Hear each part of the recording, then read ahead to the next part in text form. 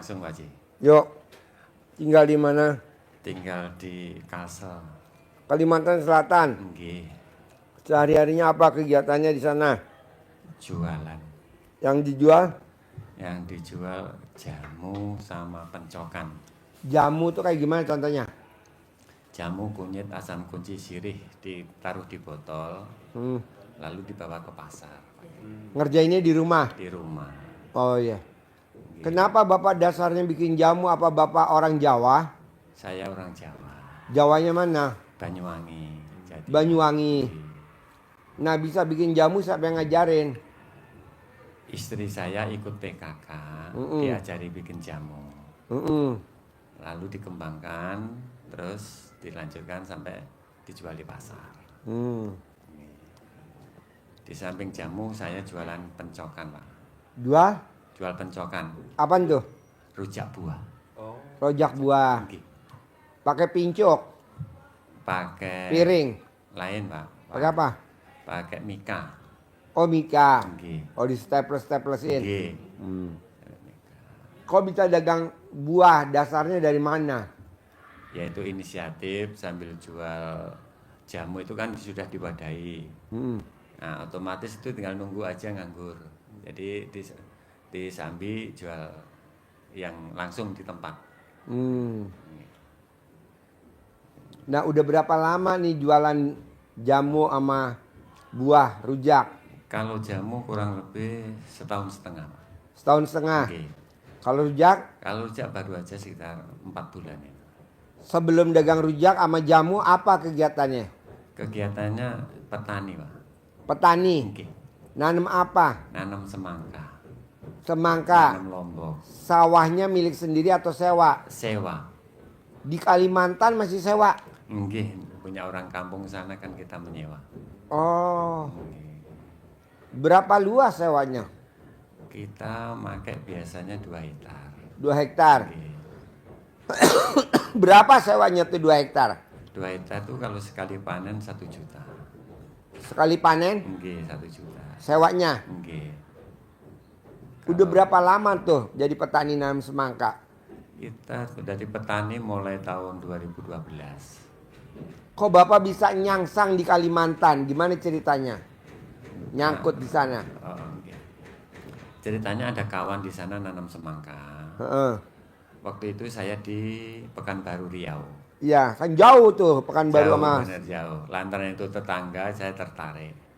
Lalu ke Kalimantan. Alhamdulillah di situ bisa menanam. Terus sampai kira-kira pas musim COVID itu Pak. 2019. Nggih. Nah itu terus ke belakang anggota saya nanam semangka itu pada pulang ke Jawa. Kita nggak ada kawan.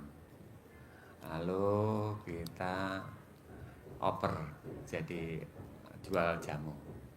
Lantaran nggak ada kawan. Memang di situ Pak ada permasalahan. Itu kita berusaha itu mohon maaf Pak nggih. Ini menceritakan saya nggih.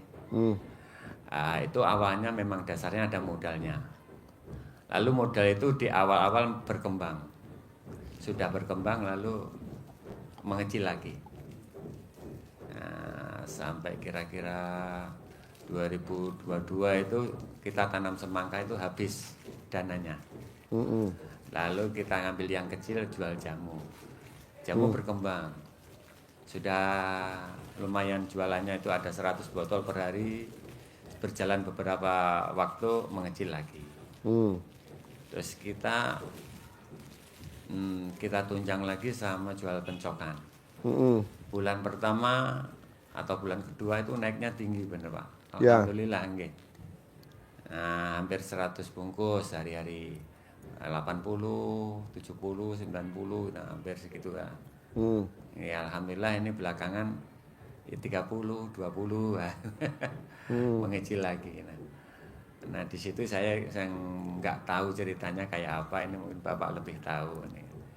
Saya ke sini minta pencerahan dan minta solusi. Apa diri saya ini yang salah atau diri saya itu ada apanya gitu. Jadi gini Pak, Nggih. kalau ekonomi kita turun, Nggih. pastilah di badan kita ada sesuatu.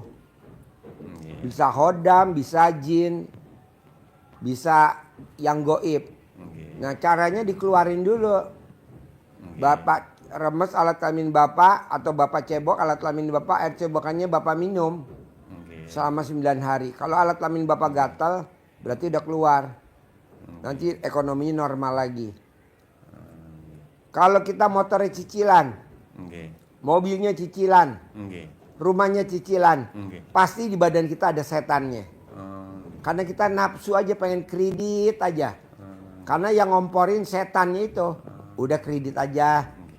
Ngapain lu kalau nggak kredit lalu ntar lu nggak punya barang, nggak cemantel. Ayo kredit. Nah tuh setan tuh di badan kita. Nanti dikeluarin dulu. Kalau enggak, sampai kapanpun motor nggak bakal lunas, mobil nggak bakal lunas, rumah nggak bakal lunas. Nggih. Sampai kita mati masih nyicil. Memang Kok gitu Pak Haji? Lah, cicilan rumah bisa sampai 30 tahun, sementara umur kita udah 40 tahun. Nggih. Apa kita umur sampai 70? Enggak tahu, Pak. Belum tentu. Nggih. Nah, keluarin dulu hodamnya, jinnya keluarin dulu.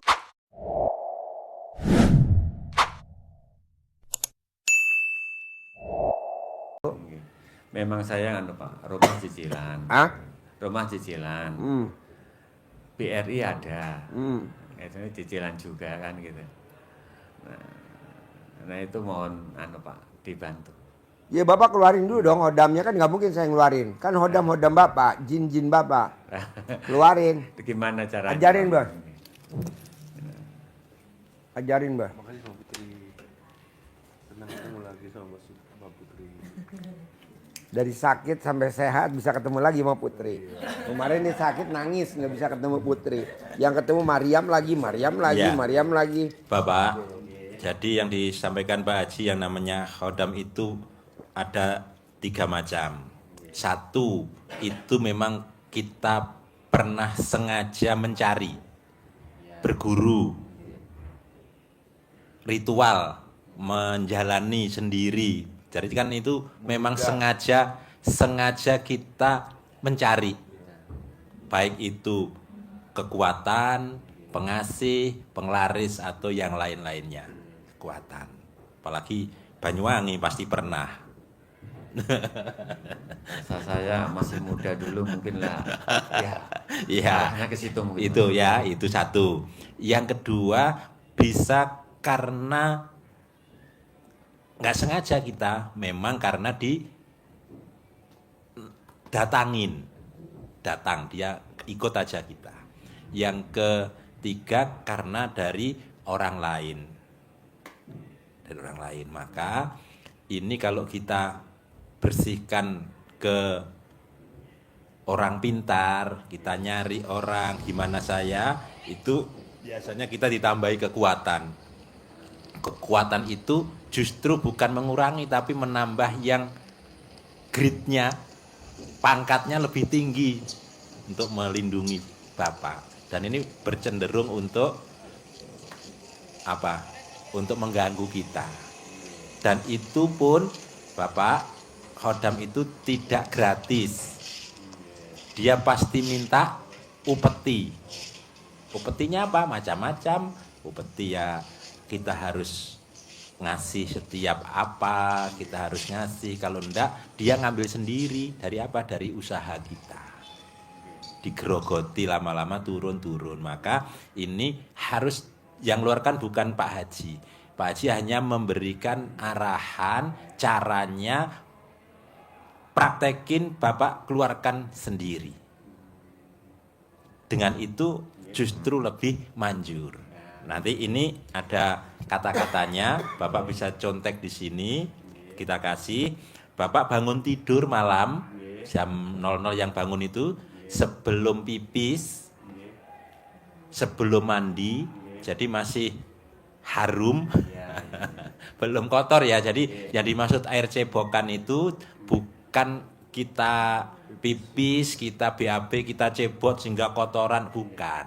Jadi air remasan ya, jadi kita masih murni. Jadi bangun tidur, ini Bapak sediakan air. Teko seperti ini. Bapak tempel tangan kiri, nempel ke kemaluan Bapak. Bener-bener nempel pakai sarung ya. Sarung boleh, enggak boleh, di kamar boleh, bangun tidur itu siapkan. Bapak ucap Bismillahirrahmanirrahim atas ridho Allah Subhanahu wa taala sambil digosok, tidak dikempit doang tapi digosok biar keluar energi magnetnya. Bismillahirrahmanirrahim atas ridho Allah Subhanahu wa taala dan karomah aminnya anak-anak yatim RDAY Kandang Embek pimpinan Bapak Haji Dwi Susanto bin Suwondo, semua yang jelek-jelek, yang jahat-jahat, yang mengganggu di dalam tubuh saya, nama bin semuanya keluar atas kemauan dan inisiatifnya sendiri. Digenggam, dikobokkan ke air. Lagi, ucap lagi seperti tadi 9 kali. Dah, air ini Bapak pakai untuk bikin teh, bikin kopi, menanak nasi, bikin sayur, nyuci buah. Pokoknya air ini harus masuk ke dalam tubuh Bapak. Caranya terserah Bapak bagaimana.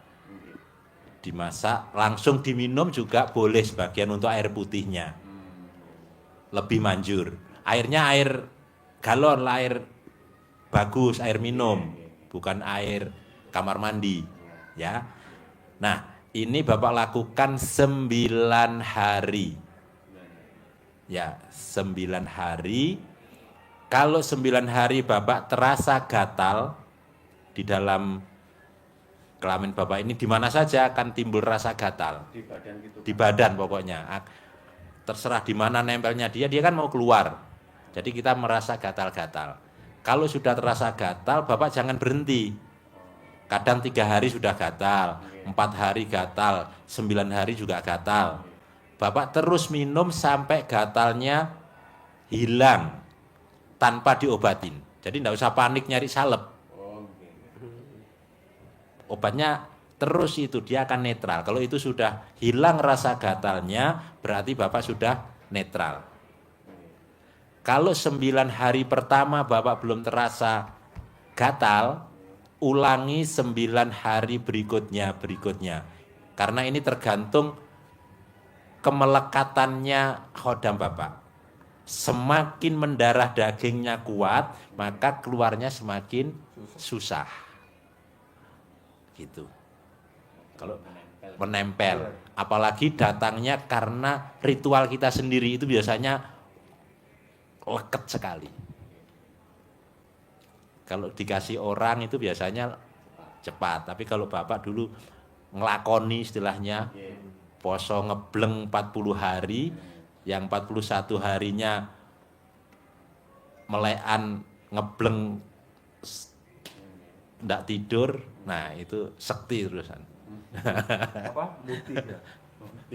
Muti nggak makan nasi apa? Makan nasi doang ya? Jadi Saya nggak ingat masa-masa yang puasa dulu, nggak ingat lagi. bablas, jadi hanya buka di maghrib doang. Terus itu terus melek di terakhir. Itu hajat. Jadi gitu Pak ya. Bersihkan dulu ini. Nanti baru Bapak praktekin ilmu-ilmu RDAY yang Pak Haji ajarkan.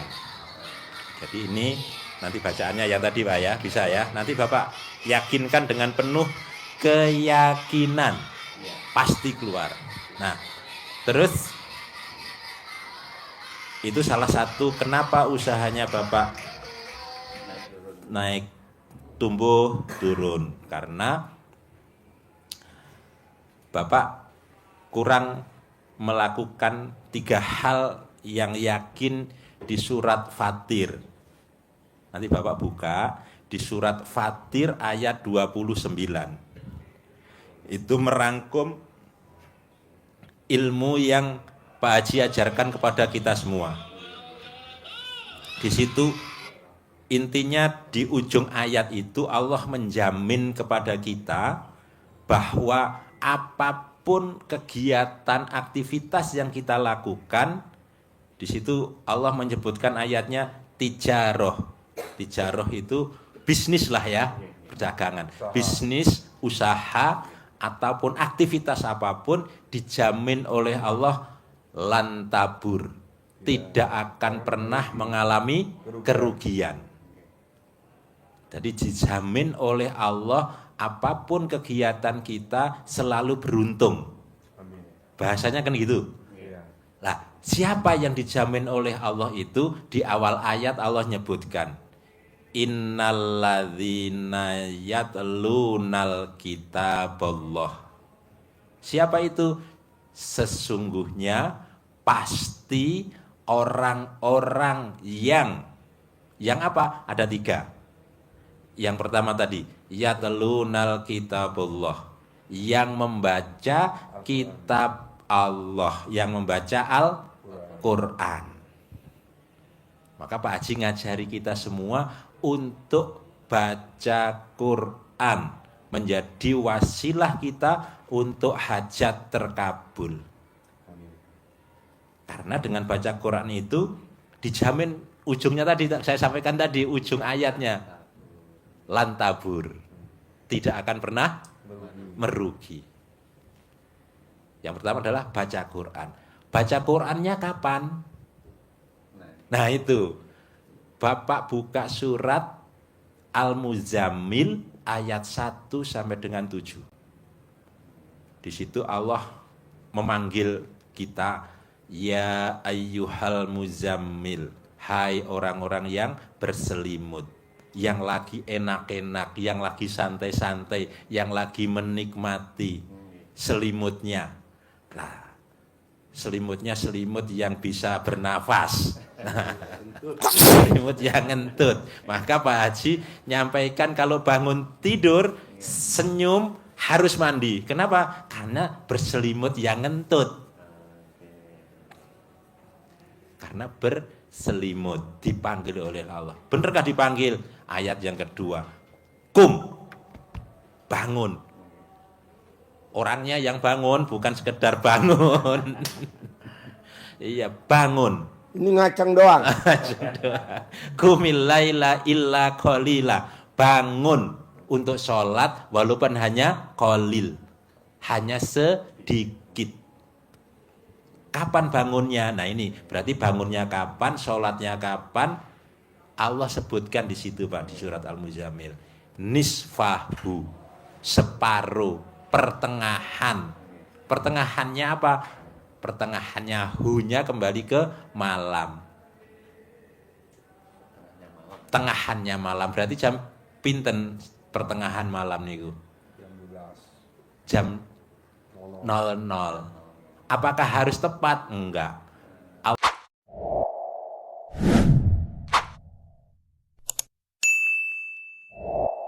Allah menyebutkan nisfahu awingkus, separuh atau kurang sedikit. Kurang. Jadi jam 12 kurang sedikit, setengah 12 atau 11 kurang seperempat. Kalau lebih boleh kata Allah, auzid alaihi, atau lebih sedikit. Terus disuruh apa lagi Bapak di situ? Warotilil Qur'ana tartila, dan bacalah Quran dengan tartil. Jadi kalau tadi yang dijamin Allah tadi orang yang baca Qurannya kapan? Berarti di malam hari. Kenapa harus di malam hari? Allah jawab juga pertanyaan Bapak seperti itu. Karena bangun malam itu menjadikan mental kita jadi tangguh, jadi kuat.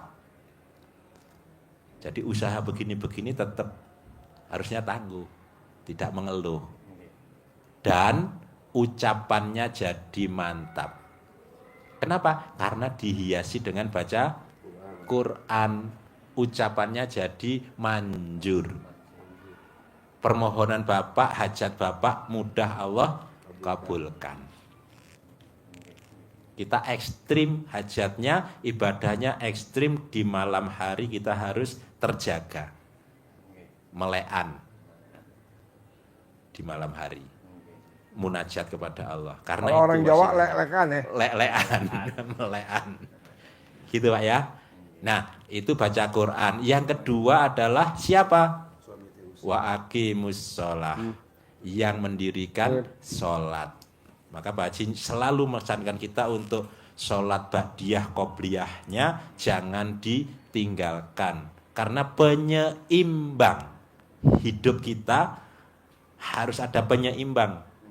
Kiri kanannya biar tidak oleng. Maka usahanya pasti dijamin lancar.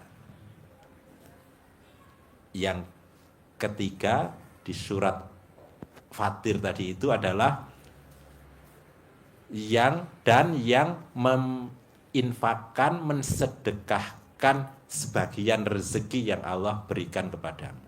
Sedekah. Jadi bisa jadi evaluasi kenapa Bapak usahanya yang sudah melejit, tahu-tahu kalau bahasa Pak Haji kurang sedekah bos, lupa sedekah.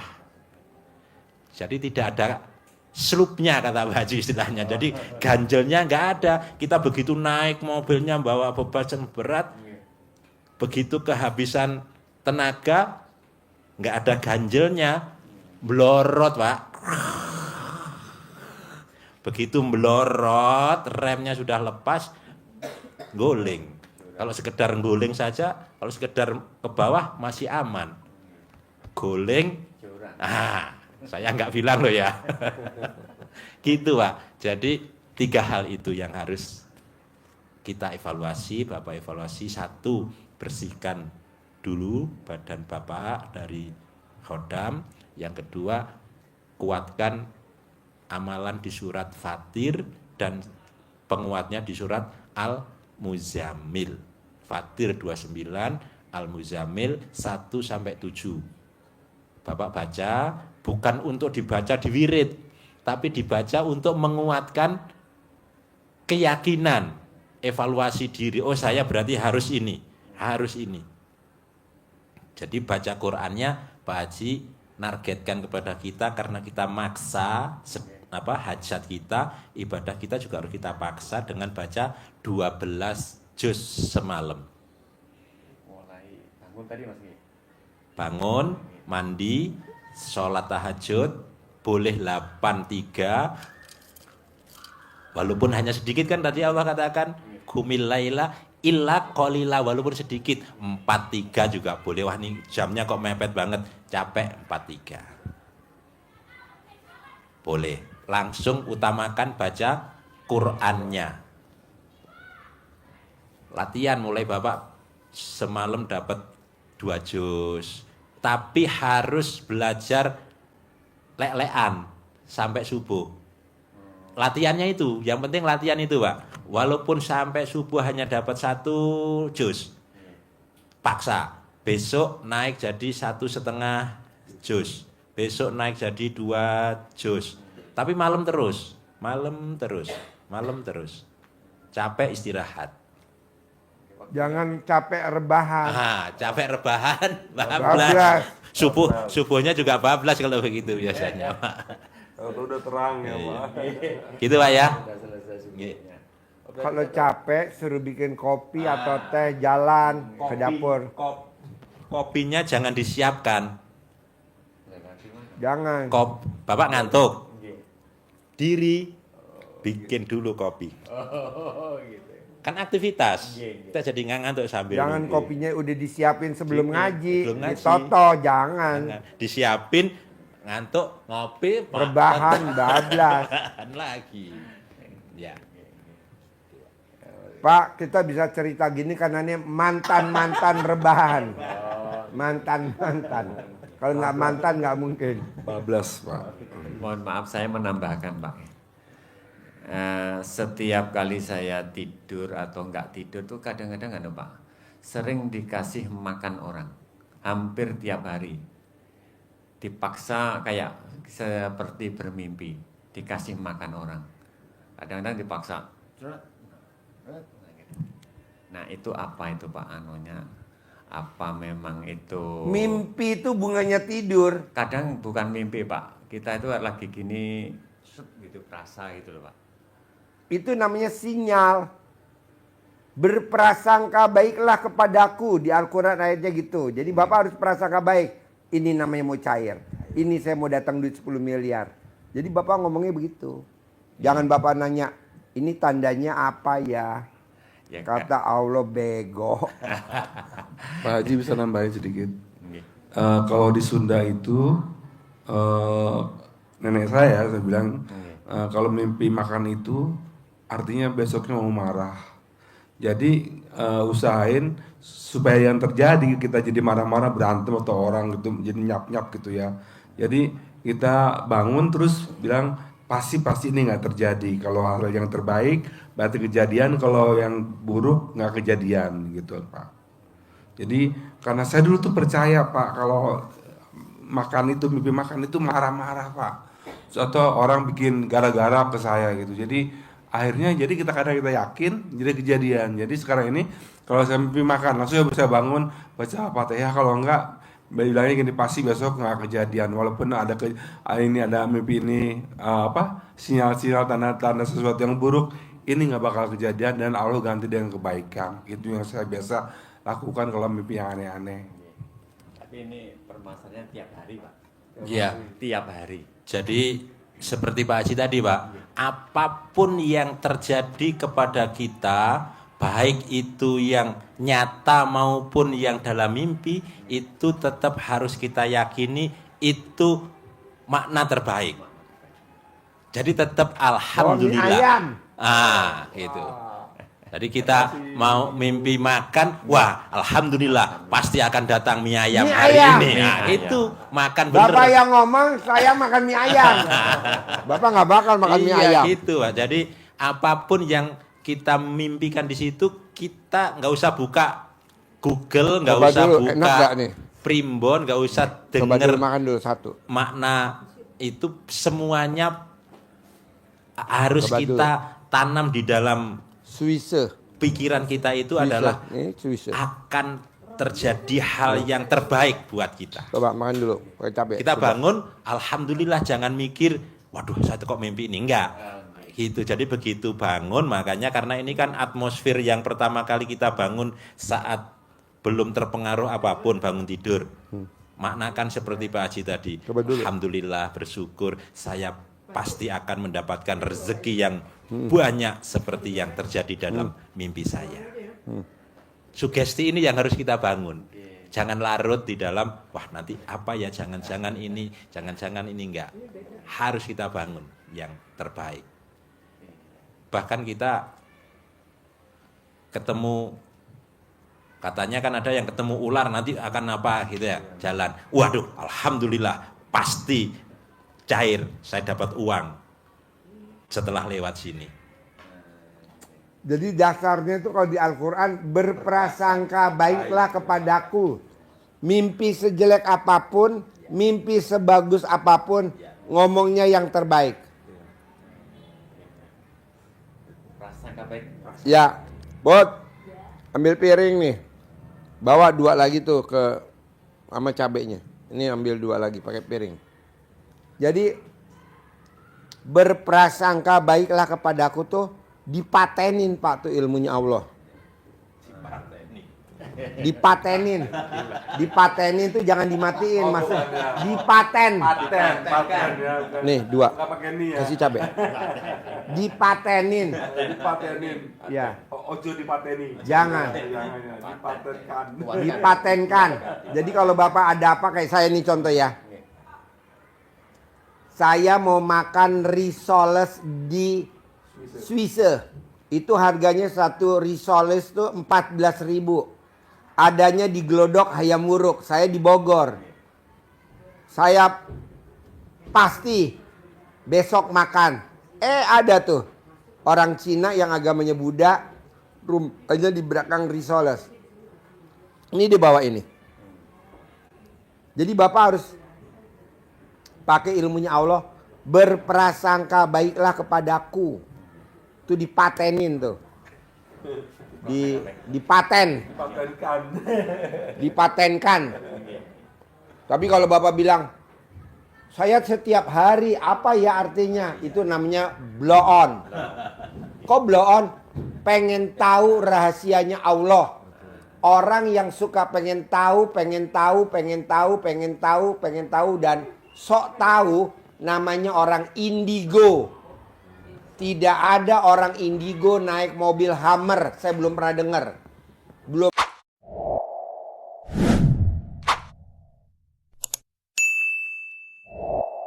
pernah orang indigo naik Robicon, saya belum pernah dengar. Kebanyakan orang indigo naik Grab. Kenapa? Karena dia sok tahu. Allah belum takdirin tapi dia udah meramal. Ya betul? Tukang ramal. Nyeki pakai apa? Kartu, remi, diramal. Nggak boleh. Orang Allah juga belum takdirin kok dia udah ngeramal. Makanya dia hidupnya standar. Kalaupun dia punya rumah cicilan. Kalau nggak dia tinggal sama orang tuanya. Kalau nggak dia nyewa mobilnya sewa. Kalau nggak mobilnya cicil. Kok Pak Haji tahu? Lah kan hampir banyak orang yang datang. Saya indigo Pak Haji. Kita lihat kehidupan ekonominya biasa-biasa saja. Nah kita jaga suka. Apa ya artinya ya saya seperti ini. Lo pengen tahu. Orang belum ditakdirin pengen tahu. Nggak boleh. Lebih baik apa? Jalanin. Syukurin. Nikmatin. Pak, saya buat acara besok hari Selasa 17 Agustus di Hotel Futil. Itu kita mau sewa sound system. Band. Apa kata tadi yang punya band? Gratis Pak Haji dari saya. Oke. Penyanyinya bintang film. Artis-artis ibu kota. Wow. Gratis Pak Haji. Wow. Semua bintang filmnya saya yang bayarin. Berapa sih Mbak kalau pengen tahu aja bayar artis bintang filmnya? Sekitar 300 juta Pak Haji. Wow. 7 artis ibu kota besok nyanyi di Hotel Futil. Dia yang bayar 300 juta. Itunya apa? Itunya bayar artis penyanyi. Apa namanya tuh? Penyanyi. Ya bayar nyanyi apa namanya tuh? Hah? Fee-nya 300 juta. Padahal yang punya ide baru duit keluarnya 20 juta. Saya baru ngasih Putri 20 juta buat bayar kantin. Apa DP ya? DP makanan. Tapi ini yang nyumbang artis nyanyi besok di Hotel Futil dari jam 6 pagi. Artisnya gantian. Dari jam 6 pagi sampai jam 18. Semuanya ada 7 artis. 300 juta Pak. Khusus buat anak yatim. Kalau nggak buat anak yatim, mintanya 500. Artis-artis ibu kota. Gratis Pak. Pak Haji nggak usah bayar. Wow, alhamdulillah. Nah mau saya, kita suka pengen tahu. Apa ya artinya saya ya mimpi makan. Ya betul? Ya. Kan belum kejadian kok pengen ngintip-ngintip. Berarti namanya, istilahnya kalau orang main sepak bola namanya offside. Bolanya baru ditendang sama kiper, kita udah masuk ke daerah lawan. Janganlah. Mohon maaf karena tadi nggak tahu dari saya. Ya justru kalau Bapak nggak privat, nggak ngomong. Kalau nggak privat, Bapak nggak bisa privat begini, nggak bisa terus terang. Enaknya privat kita bisa ngobrol begini Pak. Kalau nggak privat nggak bisa, kan banyak orang. Bapak mau ngomong juga, gantian, kesuwen. Kalau ini nggak ada yang protes, saya mau protes Bapak sendiri. Makanya paksain privat 10 juta. Paksain privat 10 juta. Paksain privat 10 juta. Paksain privat 10 juta. Paksain. Memang saya paksakan. Iya, tadi orang Lampung maksain Pak privat yang ke-8. 10 juta yang ke-8 tadi. Tadi ada orang Cina, agamanya Buddha, umur 69 tahun. Dia privat udah 12 kali. Pak Haji, kenapa saya privat yang ke-12 malah saya dipecat? Kata dia gitu. Nggak tahunya Tenang aja bos, kan lu udah sedekah 12 kali 10 juta 10 juta. Dapat bosnya yang sayang banget, royal banget. Care banget sama dia. Ini yang tadi bawa makanan nih. Ucap syukur punya ketemu bos baru. Coba kalau dia nggak privat 12 kali. Jadi yang sudah terjadi jangan diseselin. Apakah itu baik, apa itu jelek. Jangan diseselin. Karena ini semua udah atas izin Allah. Gitu aja. Nyambung gak maksud saya? Nyambung. Nah, ajarin. Centongin duit, cair 10 miliar. Anu Pak Haji, kalau boleh ini ada perubatan sebentar boleh? Boleh. Ini mohon maaf aja ini. Ini ada keluhan saya. Jadi dari pinggang ke bawah itu sering terasa kayak kesengutan kaki. Terus kalau istri saya itu dari pinggang ke atas sering kayak itu juga. Ini Obatnya apa? Nggih. Gampang. Nggih. Kalau bapak obatnya mau cepat atau mau lambat. Kalau mau cepat bapak emot alat kelaminnya istri. Alat kelamin istri ada kelentitnya kayak yang kecil-kecil tuh. Nggih. Nah bapak emot mainin pakai lidah. Kata istri, lagi papa, lagi. Sehari 3 kali. Sehari 9 kali. Saya nggak denger, Pak. Oh iya. Bikin nafsu. Kalau istri pengen sembuh, ngemot alat kelamin bapak. Kalau pengen cepat, kalau nggak pengen cepat, alat kelamin bapak direndam di gelas, air rendemannya diminumin ke istri. Istri bapak saya anggap penyakitnya ringan. Tamu saya sakitnya parah banget, dokter udah angkat tangan. Dia rendam alat kelamin istrinya, suaminya diminumin ke istrinya. Sekarang luar biasa. Mungkin 2 hari lagi, 3 hari lagi, 4 hari lagi sudah boleh pulang tanpa operasi, tanpa kemo. Nah bapak tinggal praktekin itu. Pak Haji aku mau yang cepat. Ya udah, bapak emot alat kelaminnya istri. Jadi istri suruh cebok sampai bersih, suruh nungging, kakinya dibengkek, bapak emot seperti meniup sangkala. Hah? Ini ilmu apa? Kebayang jauh bener Pak.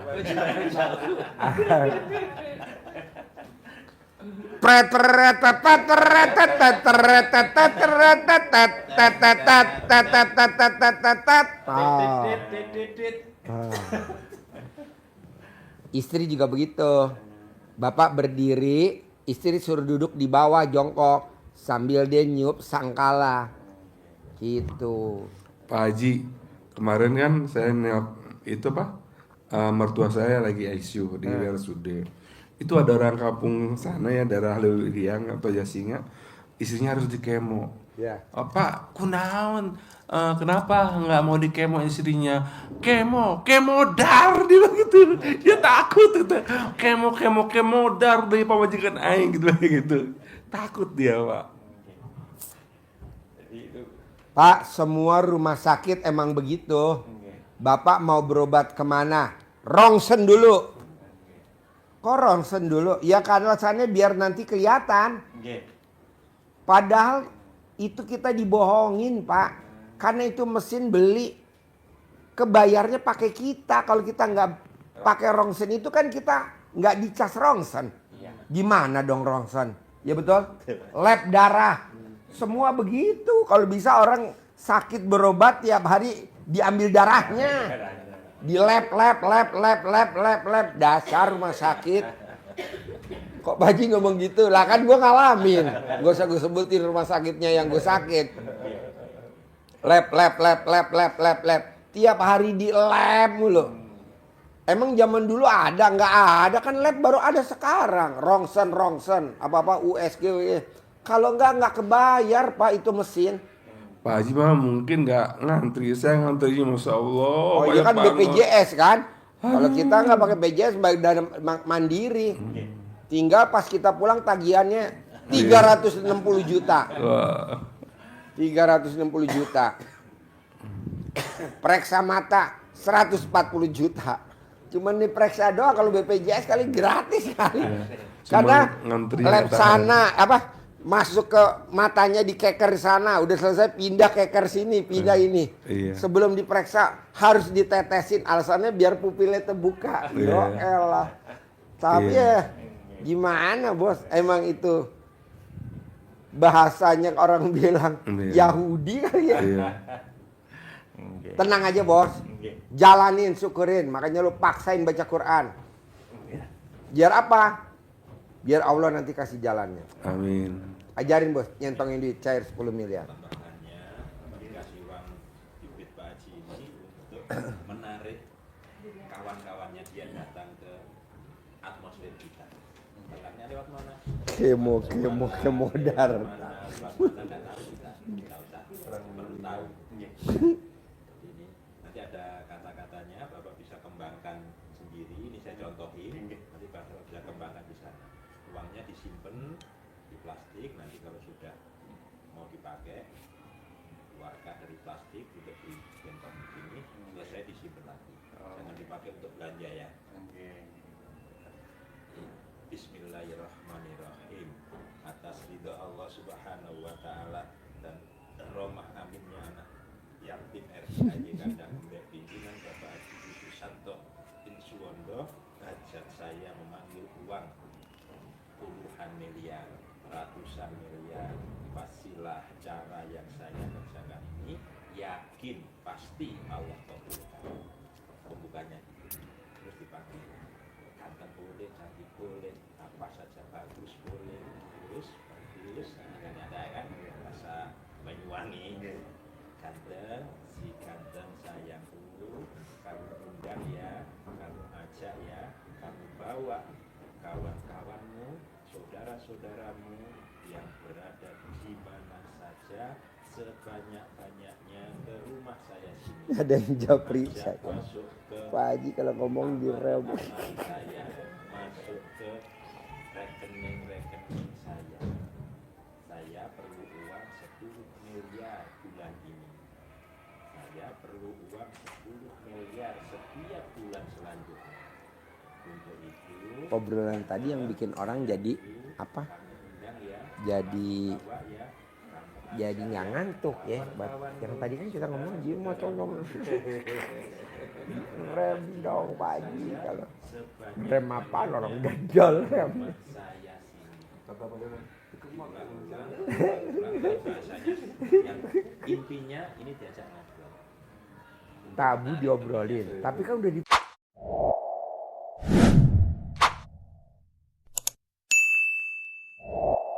praktekin sama kita.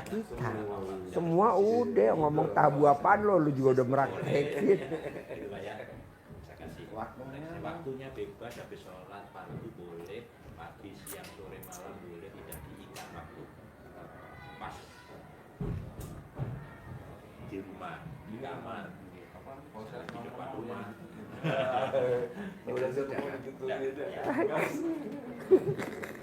Saya kasih catatannya. Pak, tadi yang saya obrolin ini manjur Pak. Manjur. Mungkin Bapak caranya gini. Bapak cari rantang, Bapak rendem dulu tuh lontong sayur. Dirantang. Airnya Bapak tuang di gelas, Bapak minum ke istri. Ini mah air yasinan RDAY. Nah, diminum sehari 3 kali. Coba lihat selama 9 hari sembuh gak? Kalau memang sembuh total, kenapa Bapak nggak action ke istri? Tapi daripada direndam alat kelaminnya istri kelamaan, kenapa nggak langsung kita kenyot aja? Ntar enak kan istrinya. Emang kita mau nyenengin istri Pak. Nyot. Papa kalau ngomong direm apa Papa? Kalau ngomong direm Papa. Remnya udah remnya udah blong. Remnya udah blong. Dia lari pertama kalau pas bikin nanti akan laris kembali, ditambah yang tadi. Lanjut dong. Bapak praktek. Kan kita mau ajojing nyanyi di atas nyawer. Cair ya 10M ya. Cair 10M. Harus ya. Iya dong. Kabul. Selamat dikenyot dan selamat ngenyot. Alhamdulillah. Selamat ngenyot dan selamat dikenyot.